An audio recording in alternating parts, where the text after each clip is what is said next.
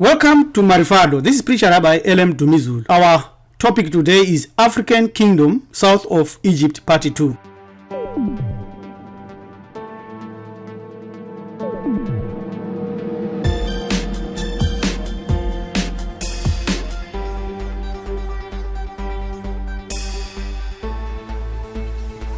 I would like to say that there is also going to be part 3 and part 4. If you have not watched our original video on African Kingdom south of Egypt, part 1, I urge you to watch it because this one we are presenting today dovetails neatly with this original one. Exuding a sheer spirit of jealousy and envy driven by disbelief, some scholars and their students now try to portray to all others that the origins of ancient Egypt is shrouded in mystery. It is not shrouded in mystery. This diabolical and deceptive approach puts Egypt out of Africa into some other continent or Mediterranean or Asia. There was no Middle East. It's all Africa. As you can see here, Egypt is in Africa. There are no ancient texts, historical accounts or references that links the origin of ancient Egypt to Asia. That's a lie. Now, it is these manufactured dishonesties, mendacities, and lies, prejudiced literature, selective DNA results from selected mummies that try to portray ancient Egyptian civilization as anything other than African. There was a kingdom south of Egypt that gave birth to the current Egypt of pyramids. Egypt was and will always be an African country. In this view, therefore, the most powerful kingdom south of Egypt must be resurrected, not buried, understood, not ignored, studied, and not put under the shelves. It's fortunate that millions of people are finding this information and are now rediscovering this civilization that gave birth to ancient Egypt, that emanates from the African kingdom south of Egypt. Never lose the truth and fact that Egyptian civilization was founded by those who came from its southern part, from the Great Lakes region in the hinterlands of Africa. Here is a reason why others want this civilization to be hidden, because it is the parental source, the evidence of ancient Egypt, which they want to claim. A people's future is predetermined or at the very least inspired by the stories they are told about themselves. It doesn't matter if the stories aren't true. All that matters is that the people believe that they are true. This is the true reason why white historians claims ancient Egypt as their own history. Whenever oppressors don't have an admirable and inspiring history of their own, they always steal the great history of those they have conquered or those that they have oppressed or are oppressing. It's an Orwellian propaganda. This is from the Black Matrix Reloaded, seeing our true identity and reality. There is high value of true alternative history that is propelled by a lot of other schools, a lot of other people, a lot of other forums, including Marifado. But against all odds, we know that a lot of history has been doctored to give an image that is not fundamental to our identity as Bantus or melanin-dominant human beings. A New York Times 1992 report reflects shocking attitudes and prejudice bordering on outright deception concerning this older and parental kingdom south of ancient Egypt. If you can find it in NewYorkTimes.com. It says this about Kush, a black African culture long overshadowed in history by Egypt, but brilliant and innovative in its own right. Nubian treasures reflect black influence on Egypt. That statement alone is very, very deceptive and wrong. As written in New York Times, first, it is the word Nubian and black influence on Egypt, as if Egypt was not black. How could it be black in black? It's not.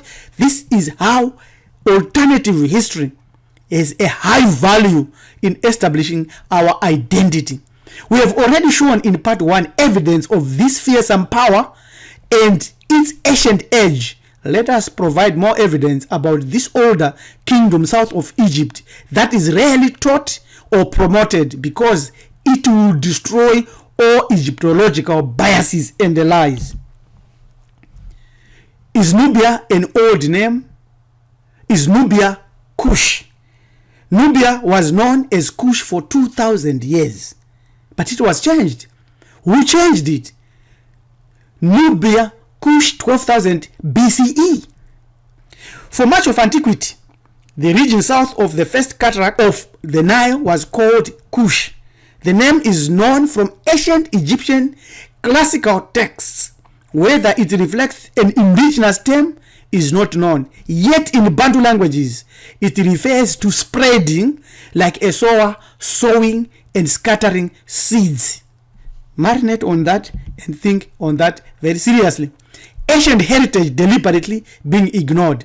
There are more pyramids in Nubia than Egypt. Pyramids in Kush are older than those in Egypt, which are popular. Nubian Meroe pyramids are the best preserved of the more than 220 pyramids in Sudan. They are the burial sites for more than 40 Kushitic kings and queens in the kingdom of Kush. Look at that. These are the pyramids. How many people know about this? Very few. A lot of people think that the pyramids are only found in Hamit.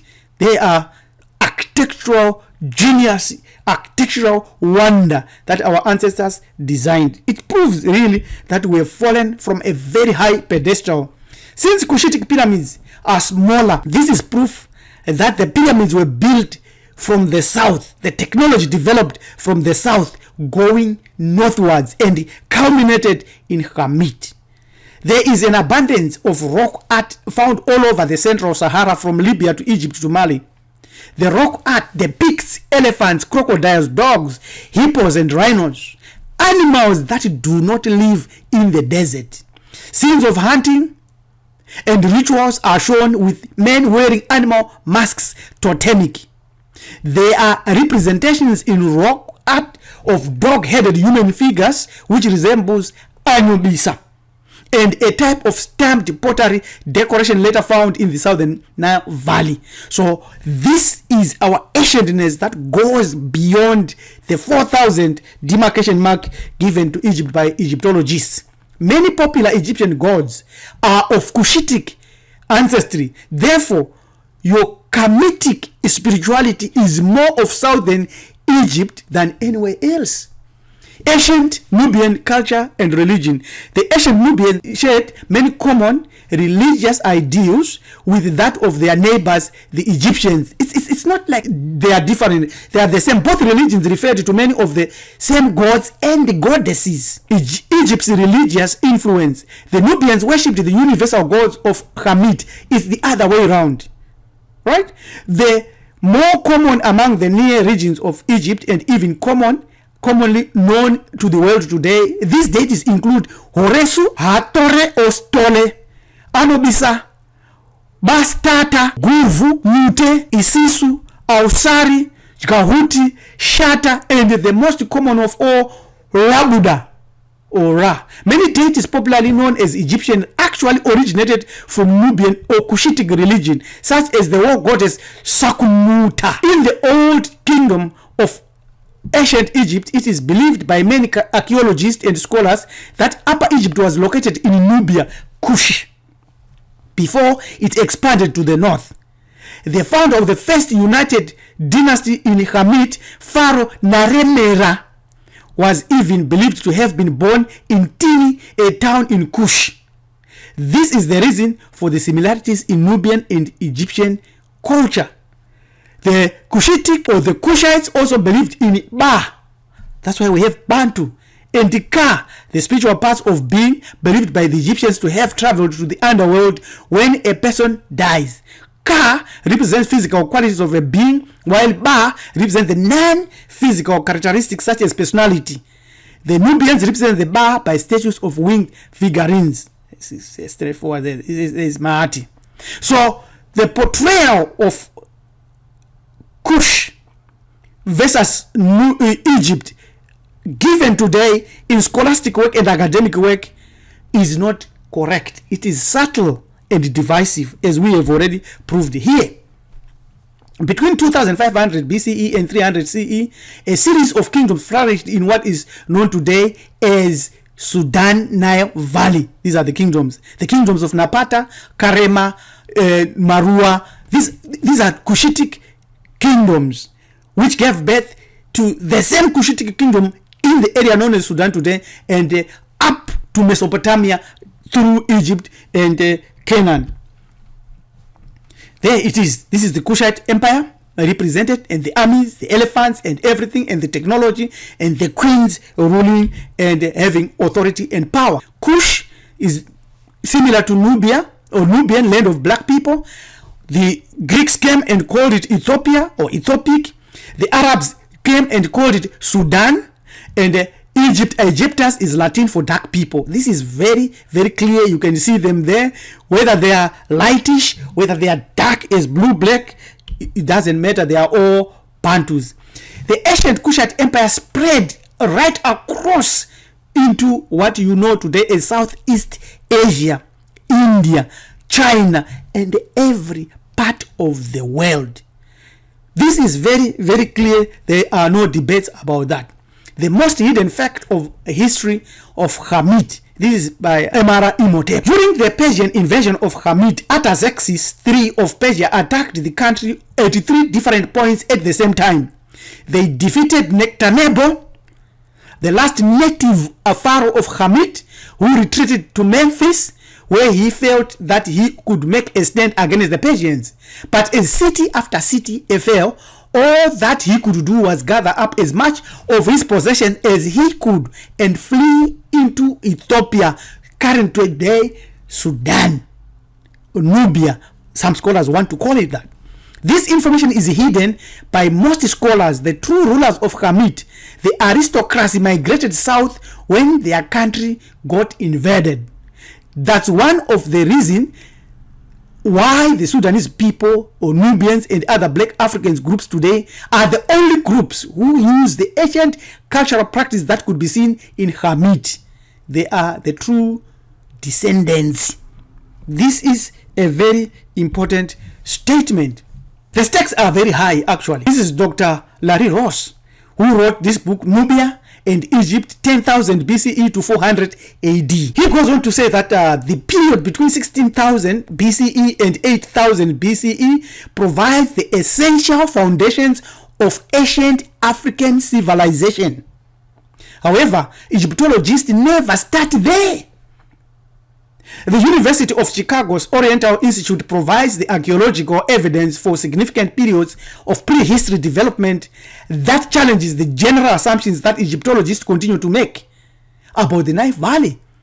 You can go on here and study. We have given the most important references that you can look at here.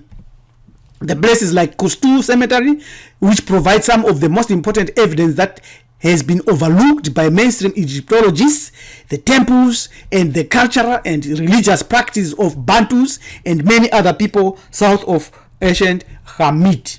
Nubia, a term with many origins. We should be careful with this term. Nubia was also called Upper and Lower Nubia. Actually, Kush, land of Kush, Tahenes, Nubadai, Napata, or the kingdom of Marua. The Nubians were powerful and wealthy kings. You should read the Kushites. And they controlled the territories. And their land was known as the Kingdom of Kush. An important note is that Kushite and Egyptian history, culture, religion, politics, and to some degree even language, as we have already alluded, is the same. They are intertwined. You cannot understand Egyptian history correctly and properly without understanding first that of Kush. Did the now Nubia come into use during the Roman period? Yes. The origin of the name Nubia is obscure according to some scholars. Some have linked it to Nubri, the ancient Egyptian word for God. This is also a Chikaranga Shona word bge or ibge, generally meaning a stone. This gives the term Nubia a Bantu parentage, however coined and promoted by Europeans. Nubia is a noun now used to describe a land that produced much gold, so the name is often said to derive from ancient Egyptian Nebu or Ibre, as we have already alluded to. Ptolemy also refers to it, and one of our kings, Jedekare Assos, referred to this part of southern Egypt as Tanubre, land of gold. So perhaps from that perspective, removing the Roman, removing the Greek, the noun Nubia can be used. Our minds must be soaked with the fact that Kushites or Nubians, as Euro scholars sometimes prefer to call them, are indigenous to Egypt, and that they are not foreigners, and that the current people that are in Egypt are foreigners. Do you know that Ethiopia and Egypt produced the earliest civilization in the world, and it was indigenous? So far as the records of language and mythology can offer as guidance, there is nothing beyond Egypt and Ethiopia but Africa. Yet there is a clear difference between us, their sons and daughters, and the founders of these civilizations and architectural designs. Why? How did this difference occur? Comparative researches and evidence in philology and mythology that has gone on in research in India, in China, Europe, and America yielded no other counter information to counter the fact that Kush and Hamit are old. All the evidence cries aloud in its proclamation that Africa is the mother and birthplace of civilization, and Egypt eventually became the mouthpiece of the civilization headed by the African kingdom south of it. We will bring more concerning this kingdom south of Egypt in our next part 3 of this episode. Last but not least, the term Nubian may have been introduced and coined in order to effectively derail the much more effective and powerful term Kush, so as to soften our search for our identity, preventing us from properly assessing our tremendous historical heritage and further divide us, as the system has always been doing, and then pushing us into the pan-Arabist fallacy and definitely disconnecting us from our brothers and sisters all over Africa, and many still fighting to free Africa from mulatto foreign rule, so-called Middle East. We are the Oromos, the Sidamas. We are the people, the owners of all the civilizations that you can find on the earth. And our nations are now subjugated. Our nations have been compromised with the non-Cushitic, non-African Semitic colonial states and the racist mulatto rulers and white Arabs who are totally unrelated to us as Bantus. This must change in our minds. What's next? We are going to bring African Kingdom South of Egypt part 3, which is going to explore more details and more information. As this work is surging ahead and you want to participate, send us your email on join@marifado.com. Subscribe to our channel, Hamiti Iburu Ethics. Share and leave your comment. This is Preacher Rabbi Elem Dumisulu saying we are rebuilding our greatness. Join us today and let us walk this journey together right into the afterlife. Have a great day.